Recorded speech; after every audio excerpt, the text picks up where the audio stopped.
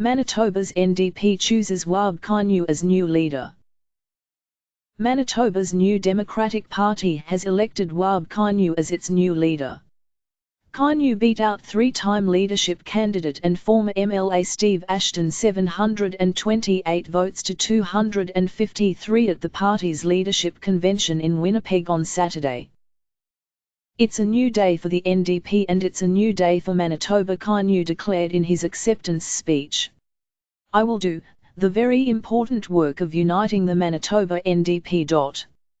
A total of 1,032 delegates from across the province came to Winnipeg for the leadership convention at RBC Convention Centre. Kinew said the past few years have been challenging for the NDP but praised members for coming back together to support the party and oppose PC policies. "There is a place for you in this party and I will be your leader as well," he told those who voted for Ashton. Kinew was a high-profile candidate and rookie MLA, first elected in 2016. The former CBC broadcaster is an author, rapper and Indigenous rights activist.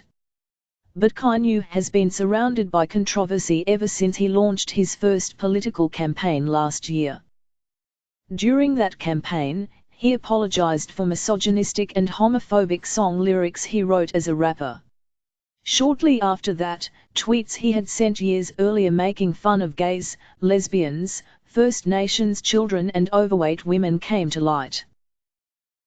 This week, Kinew's ex-partner came forward saying he threw her across a room in 2003, leaving her with rug burn on her legs.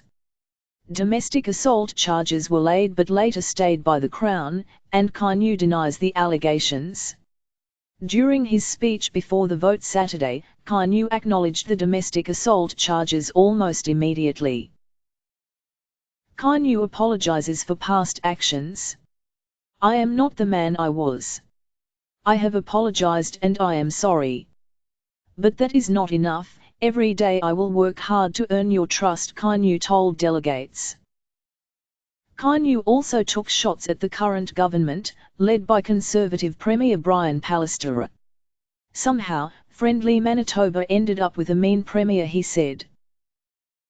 He then promised a jobs plan, improvements to education and repeals to a healthcare premium plan floated by the PCs this week.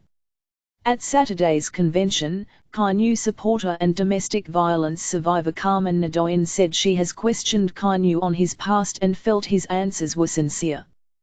"I would not be supporting him if I didn't absolutely feel confident in my heart that he's the right guy, and gave me honest and truthful answers," she said, adding she's been with the party since the 80s. "He's not only atoning for the decisions he made, but he's trying to be a better person every day." Nadoin compared Kinew to former NDP leader Gary Doer. "When we took a kicking back in the day and Gary Doer came in, he brought people together, and I find that exactly is what Wab has. He has that same ability to really listen and be inclusive." Third time not the charm for Ashton. Ashton was no stranger to politics, with decades of experience under his belt as an MLA and cabinet minister for the province. But Ashton is not currently an MLA. He lost his seat in Thomson, which he'd held since 1981, last year to progressive Conservative Kelly Bindel.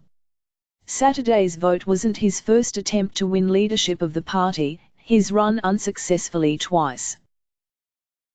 The veteran politician also got involved in the Kinew controversy, saying his rival didn't go far enough to explain his past domestic assault charges, something one political expert thinks may have been a mistake. Mr. Ashton got his hands dirty as well. "It probably would have been better for him just to stay out of it," University of Manitoba Political Studies Professor Roy Scoop told CBC Friday. "The allegations against Kinew should be talked about," said Ashton supporter Jim Bardi at the convention Saturday. "There's other stuff going on that's kind of mind-boggling," he added, wondering why the allegations from Kinew's ex-partner only came out this week. There was no mention of Kinew during Ashton's 25-minute speech Saturday, however.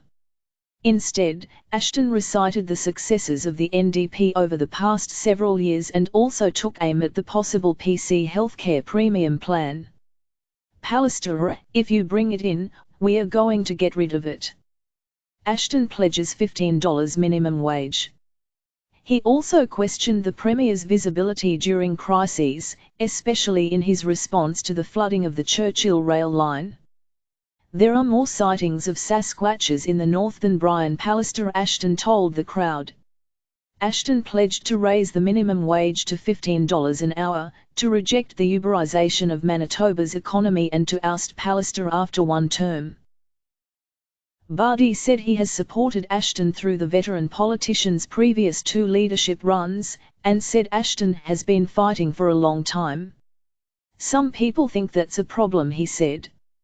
On the other hand, if you didn't learn anything in those 30 years, that'd be a problem.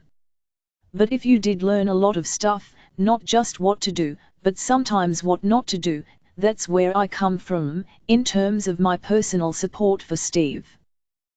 Coop said the revelations about Kinew's past have tainted a leadership race that should have been a great time for the NDP.